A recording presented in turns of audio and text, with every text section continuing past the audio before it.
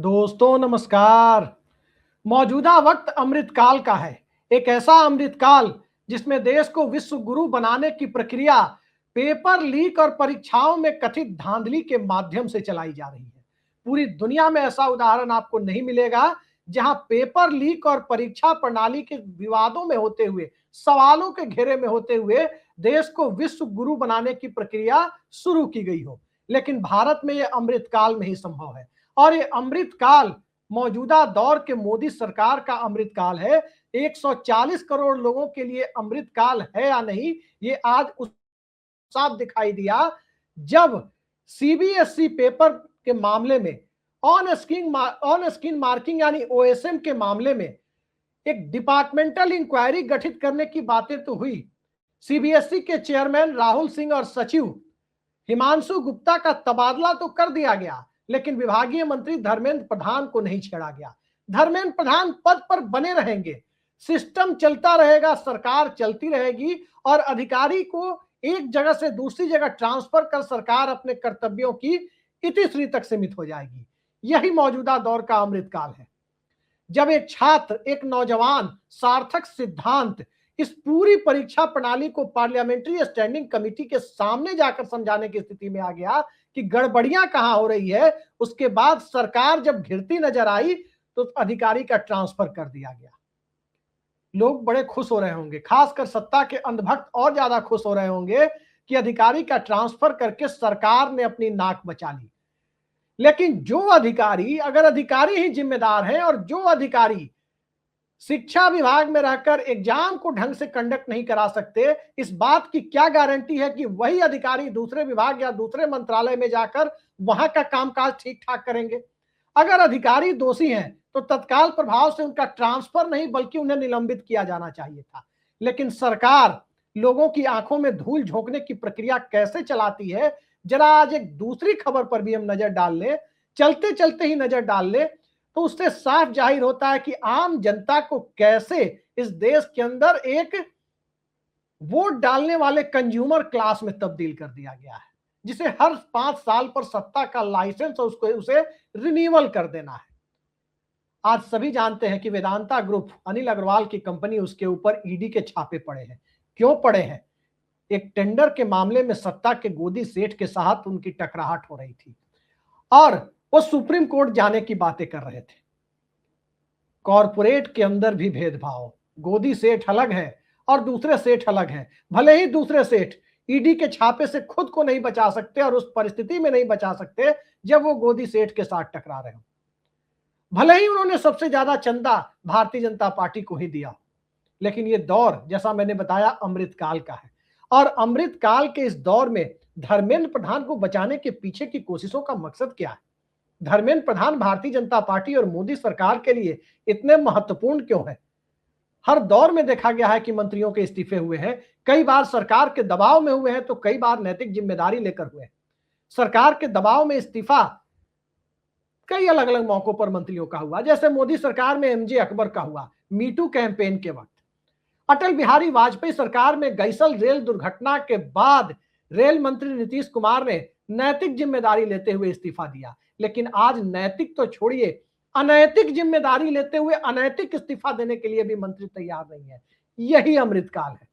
धर्मेंद्र प्रधान की भूमिका को अगर आप देखें तो उड़ीसा से आते हैं, भारतीय जनता पार्टी के संगठन में ठीक ठाक पकड़ रखते हैं, कई राज्यों में प्रभारी और चुनाव प्रभारी जाकर बनकर उन्होंने चुनाव जिताए हैं, चाहे वो बिहार हो, उत्तर प्रदेश हो, हरियाणा हो या कोई दूसरा राज्य हो। लिहाजा धर्मेंद्र प्रधान को बचाने के लिए तमाम राजनीतिक मर्यादाओं, लाखों करोड़ों छात्रों का भविष्य, इन सबको एक साथ दांव पर लगा दिया जा रहा है। जब छात्रों का भविष्य दांव पर लगाया जा रहा है तो सिर्फ ये मामला सीबीएसई का नहीं है, 10वीं 12वीं क्लास के एग्जाम का नहीं है। जरा इससे अलग हटकर देखें तो central university entrance test, CUET, उसको लेकर भी सवाल उठे, लेकिन उन सवालों पर सरकार पर्देदारी करते हुए नजर आ रही है। समाधान निकालने के बजाय पर्देदारी करने की कोशिश और पर्दे में रहने दो, पर्दाना उठाओ वाली परिस्थितियां यदि सरकार अपने मूल मंत्र के तौर पर सामने ला रही हो तो उस परिस्थिति में धर्मेंद्र प्रधान के दूसरे पहलुओं पर भी नजर डालनी जरूरी हो जाती है कि क्यों बचाए जा रहे हैं। धर्मेंद्र प्रधान दरअसल इसलिए बचाए जा रहे हैं कि संघ के वो करीबी हो या ना हो। संघ के एक पदाधिकारी हैं दत्तात्रेय होसबोले। दत्तात्रेय होसबोले संघ में नरेंद्र मोदी के भी वेल विशर माने जाते हैं और धर्मेंद्र प्रधान के भी वेल विशर माने जाते हैं। दोनों में एक कॉमन फैक्टर यही है कि दत्तात्रेय होसबोले को नरेंद्र मोदी जिन्हें संघ में अपना आदमी मानते हैं, उनमें से दत्तात्रेय होसबोले प्रमुख है, और जिन्हें भाजपा में दत्तात्रेय होसबोले अपना आदमी मानते हैं, उनमें नरेंद्र मोदी के अलावा जो दूसरा नाम गिनती का आता है वो नाम धर्मेंद्र प्रधान का आता है। तो नरेंद्र और धर्मेंद्र की जोड़ी को कैसे छेड़ा जाए, इसको लेकर नरेंद्र मोदी की सरकार रक्षात्मक मुद्रा में रहती है। लेकिन सवाल है कि कब तक बचाया जाएगा। यूजीसी के मामले पर भारतीय जनता पार्टी का कोर वोटर माना जाने वाला सेक्शन बीजेपी से बिदकता हुआ नजर आया। तमाम तरह की अमर्यादित टिप्पणियों की हदें पार करते हुए कुछ लोग सोशल मीडिया में नजर आए। वो मंत्रालय भी यूजीसी का धर्मेंद्र प्रधान के पास ही है, क्योंकि उनका काम शिक्षा देना है। लेकिन शिक्षा कैसे दी जा रही है, शिक्षा मंत्रालय को कैसे चलाया जा रहा है, यह देश में किसी से नहीं छिपा है। अधिकारी यूनिवर्सिटी के वाइस चांसलर बन रहे हैं या रिटायरमेंट के बाद या रिटायरमेंट के पहले, या अधिकारियों का कोई करीबी यूनिवर्सिटी का वाइस चांसलर बनाया जा रहा है। आरएसएस के नागपुर मुख्यालय से या झंडेवालान से लिस्ट आती है, ऐसा बताया जा रहा है, और तब जाकर के वाइस चांसलर की नियुक्ति हो रही है। प्रोफेसर की नियुक्ति कैसे हो रही है दिल्ली यूनिवर्सिटी जैसे बड़े शिक्षण संस्थान में, ये सभी जानते हैं। अब सवाल उठता है कि एक ऐसा देश जो कुपोषण के मामले में पूरी दुनिया को पीछे छोड़ने में लगा हुआ है, एक ऐसा देश जो अपनी परीक्षा प्रणाली की, विवादित परीक्षा प्रणाली, पेपर लीक की घटनाएं, चाहे वो नीट की हो या कोई और हो, या भर्ती परीक्षाओं के मामले में अलग अलग तरह की बदइंतजामी के रिकॉर्ड बनाता रहा है, और देश बेरोजगारी के भंवर में इस कदर फंसता जा रहा हो, जहां अर्थव्यवस्था भी बिखरती दिखाई दे, रोजगार भी बिखरता हुआ दिखाई दे, पर्यावरण पहले से बिखरा हुआ दिखाई दे, और इन सब से आगे बढ़कर देखें तो महंगाई और मंदी की मार के बीच बैलेंस ऑफ पेमेंट क्राइसिस भी ठीक उसी वक्त उभरता हुआ दिखाई दे। तो आखिर सत्ता इस वक्त अपने आप को बदलने की बजाय, सत्ता अपने आप को सुधारने की बजाय, सत्ता देश की गाड़ी को राइट ट्रैक पर लाने की बजाय अगर अब भी सियासत करते हुई नजर आई है या नजर आ रही है, तो क्या सत्ता को भी गलगोटिया यूनिवर्सिटी जैसे प्रयोग करने की नौबत आ गई?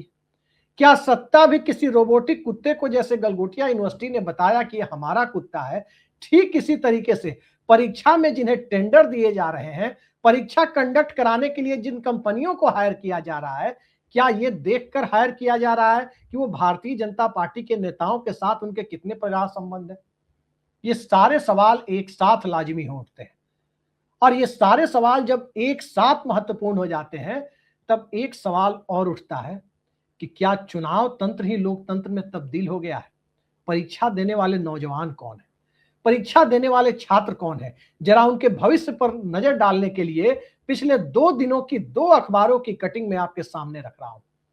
एक कटिंग बता रही है कि इस देश में 2 साल से कम उम्र के इन्फेंट चाइल्ड, जिसे आप कहते हैं 2 साल से कम उम्र के बच्चे, उनमें 88% बच्चे, 100 में 88 बच्चे कुपोषण के शिकार हो रहे हैं। उन्हें पर्याप्त पोषक तत्व यानी न्यूट्रिशन नहीं मिल पा रहा है। अब उस देश का भविष्य क्या होगा जिस देश में 2 साल से कम उम्र के बच्चे, जिन्हें सबसे ज्यादा पोषण की जरूरत है, वो 88% बच्चे कुपोषित हो जाए? उस देश का भविष्य क्या होगा? जरा इस दूसरी कटिंग को भी देख लीजिए, दूसरी रिपोर्ट को भी देख लीजिए। दोनों रिपोर्ट मोदी सरकार की है, ये किसी दूसरे की रिपोर्ट नहीं है जो सरकार इसे झुटला सकती है। ये एनएफएचएस का सर्वे है, नेशनल फैमिली हेल्थ सर्वे, जो मोदी सरकार का है। दूसरी रिपोर्ट ये कहती है कि 1/3 चाइल्ड, 1/3 बच्चे इस देश के स्टंटेड हो रहे हैं, यानी बौनेपन और नाटे कद के शिकार हो रहे हैं कुपोषण की वजह से। एक तरफ कुपोषण की समस्या, जरा सोचिए, जिस देश में सरकार के पास इतना राशन मौजूद है कि 80 करोड़ लोगों को मुफ्त में वो 5-5 किलो राशन दे सकती है, उस देश के अंदर नौजवानों को, छात्रों को, बच्चों को कुपोषण का शिकार होना पड़ रहा है। तो क्या इसे सरकार की नीतियों को जिम्मेदार नहीं माना जाए तो किसे जिम्मेदार माना जाए? एक तरफ ये हालात है, दूसरी तरफ वही बच्चे जब 6 से 14 की स्कूली शिक्षा से ऊपर आकर भारत की औपचारिक परीक्षा प्रणाली का हिस्सा बनते हैं, चाहे 10वीं की परीक्षा हो, चाहे 12वीं की परीक्षा हो, चाहे नीट की परीक्षा हो, चाहे कोई दूसरा एग्जाम हो, या 18 या 21 साल के बाद भर्तियों की परीक्षा दे रहे हो, वहां पर उनके सामने एक अलग तरह से पेपर लीक वाला सिस्टम और परीक्षा में धांधली वाला सिस्टम वो सामने ला दिया जाता है। तब ऐसे में सवाल ये उठता है कि आखिर इस देश के नौजवानों के लिए, इस देश के बच्चों के लिए, इस देश की भावी पीढ़ी के लिए मोदी सरकार के पास क्या योजनाएं हैं? क्या यही योजना है कि धर्मेंद्र प्रधान को बचाओ? क्या यही योजना है कि अरावली के मुद्दे पर सरकार की नीतियों से सुप्रीम कोर्ट खिलाफ जाए और अरावली तोड़ने जैसे आदेश पहले जारी किए जाए कि 100 मीटर से नीचे की पहाड़ियों को तोड़ा जा सकता है और फिर उस पर सुप्रीम कोर्ट लगाम लगाए? उस परिस्थिति में पर्यावरण मंत्री भूपेंद्र यादव को भी इसीलिए छोड़ दिया जाए कि संगठन में कई राज्यों को चुनाव जिता चुके हैं, बिहार में कथित तौर पर चिराग मॉडल के प्रणेता रहे हैं और नीतीश कुमार को कमजोर कर भाजपा को सत्ता में लाने की बुनियाद लिख चुके हैं। क्या इसी वजह से भूपेंद्र यादव को भी माफ कर दिया जाए? शिक्षा और पर्यावरण ये दो बेहद महत्वपूर्ण सवाल है, लेकिन इन सब के बीच अभिजीत दीपके भी भारत आ रहे हैं 6 जून को। और क्या संयोग है कि 6 जून को ही दिल्ली में संपूर्ण विपक्ष के का जो गठबंधन है, इंडिया गठबंधन, उसकी भी एक बैठक होने जा रही है, उसके नेताओं की बैठक। एक तरफ सड़क पर जब अभिजीत दीपके आएंगे तो नौजवानों का हुजूम होगा, दूसरी तरफ नेताओं का हुजूम बंद कमरे में बैठक करेगा। ये संयोग है या प्रयोग है? सवाल यह है कि सरकार चुनौतियों से घिरती जा रही है, सरकार अपने कारगुजारियों, अपने कारनामों की वजह से घिरते जा रही है, न कि अपने काम की वजह से वाहवाही लूटने की स्थिति में। जब सरकार घिरती जा रही है, मुद्दों के आधार पर घिरती जा रही है और सबसे बड़ा मुद्दा नौजवानों का सामने आ रहा है, उस परिस्थिति में क्या कोई अमृतकाल कोई मायने रखता है? क्या किसी अमृतकाल के नैरेटिव के सहारे अब चुनाव जीतने की परिस्थितियां बनाई जा सकती है, या अब किसी सिस्टम के सहारे वोटर लिस्ट से नाम काटकर जैसे बंगाल में किया गया, उस तरह से किसी पार्टी को जिताया हराया जा सकता है? याद रखिए, कॉकरोच जनता पार्टी भले ही मजाक मजाक में बनी, लेकिन इस देश के नौजवानों ने जैसे उसे हाथों हाथ लिया, इस देश के नौजवानों ने जिस तरह से मोदी सरकार में अविश्वास दिखाना शुरू किया, उससे यह साफ जाहिर हो जाता है कि अब चाहे धर्मेंद्र प्रधान को बचाने की कोशिशें हों, चाहे भूपेंद्र यादव को बचाने की कोशिशें हों, चाहे अर्थव्यवस्था के मोर्चे पर वित्त मंत्री निर्मला सीतारमण को बचाने की कोशिशें हों, चाहे खराब विदेश नीति के मुद्दे पर विदेश मंत्री जयशंकर को बचाने की कोशिशें हों, या फिर एप्स्टीन फाइल से लेकर अब तक जिस तरह के आरोप लग रहे हैं उसमें हरदीप पुरी को बचाने की कोशिशें हों। दरअसल जनता में जो मैसेज जा रहा है वो यही है कि आखिर वो कौन सी परिस्थितियां हैं कि न खाऊंगा न खाने दूंगा की बात करने वाले नरेंद्र मोदी और उनकी सरकार 12 साल बीतते बीतते इस तरह के मंत्रियों के चंगुल में फंस गई है, या इस तरह के मंत्री उसकी मजबूरी बनते जा रहे हैं। इस सवाल के साथ साथ एक दूसरा सवाल अपने आप नत्थी हो जाता है कि जब नौजवान खिलाफ जा रहे हैं, उस परिस्थिति में क्या सरकार को अपनी पार्टी के कथित सांप्रदायिक एजेंडे पर वाकई इतना भरोसा है कि लव जिहाद या हिंदू मुसलमान या मंदिर मस्जिद कब्रिस्तान शमशान या हिंदुस्तान पाकिस्तान का मुद्दा अब भी चुनाव जीतने लायक जरूरी राजनीतिक ऑक्सीजन पैदा कर पाएगा? अगर ऐसा भरोसा है तो इस भरोसे के पीछे कोई दागदार सिस्टम तो काम नहीं कर रहा है, जिसकी तरफ राहुल गांधी लगातार इशारा करते हैं और वोट चोरी के आरोप लगाते हैं। सार्थक सिद्धांत एक स्टूडेंट हो सकते हैं, अभिजीत दीपके बोस्टन में काम करने वाले भारत के एक नौजवान हो सकते हैं, लेकिन एक स्टूडेंट और एक नौजवान के पीछे अगर इस देश की जनता खड़ी हो रही है, जनता से उसे वाहवाही मिलती हुई दिखाई दे रही है, तो वो वाहवाही नरेंद्र मोदी सरकार के 12 सालों में काम बोलता है या कारनामा बोलता है के ऊपर एक जीता जागता जन दबाव की सार्वजनिक अभिव्यक्ति दिखाई दे रही है, जिस अभिव्यक्ति को व्यक्त करने में आमतौर पर लोकतंत्र को ज्यादा वक्त नहीं लगता, लोकतांत्रिक समाज को भी ज्यादा वक्त नहीं लगता, लेकिन भारत के अंदर मोदी सरकार के दौर में उसे 12 साल लग गए। मनमोहन सिंह और नरेंद्र मोदी की सरकारों के सामने जन दबाव के बाद प्रदर्शन के खड़े होने में जो मियाद है उसमें 5 साल का अंतर है। नरेंद्र मोदी 2014 में आए, नरेंद्र मोदी के खिलाफ जन दबाव और जनता का खिलाफ होते जाना 26 में यानी 12 सालों बाद दिखाई दे रहा है।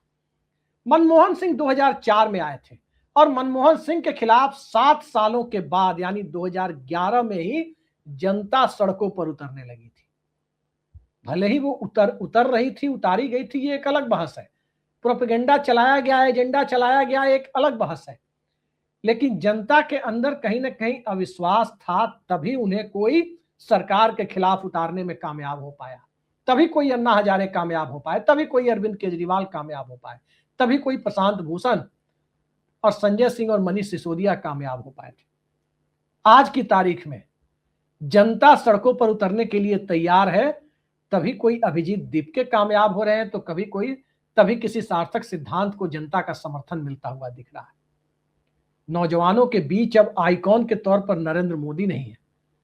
ये इस बदलते हुए भारत की तस्वीर है, जब गोदी मीडिया आपको 2019 के वर्ल्ड कप क्रिकेट में इस तरह के थंबनेल के साथ वीडियो दिखाता था कि मोदी जिताएंगे वर्ल्ड कप और जनता झूम उठती थी। ये उस भारत के उस बदलाव का सबूत है कि अब इस देश का जेनजी, इस देश का नौजवान वैभव सूर्यवंशी में आइकॉन देख रहा है। इस देश का नौजवान सार्थक सिद्धांत में आइकॉन देख रहा है। इस देश का नौजवान अभिजीत दीपके को एक आइकॉन के तौर पर देख रहा है। ये परिस्थितियां कि नरेंद्र मोदी अब इस देश के एकमात्र आइकॉन है, जो एजेंडा इस देश में गोदी मीडिया ने सेट किया और व्हाट्सएप यूनिवर्सिटी के माध्यम से फैलाया गया, उस एजेंडे के सामने बदलते हुए भारत की जो तस्वीर है, उसमें धर्मेंद्र प्रधान की कुर्सी बचाने की कोशिश है कहीं ना कहीं मोदी सरकार के लिए एक बहुत ही खराब परिस्थितियों को निर्मित कर सकती है कि पूरा जनमत उसके खिलाफ कहीं ना चला जाए। आज के हालात तो यही इशारा करते हैं। देखते हैं कि सत्ता और सिस्टम कैसे इन परिस्थितियों का मुकाबला करता है। लेकिन सत्ता और सिस्टम मुकाबला भले ही करे, राजनीति अपनी जगह चलती रहेगी, नैरेटिव सेट करने का एजेंडा अपनी जगह चलता रहेगा।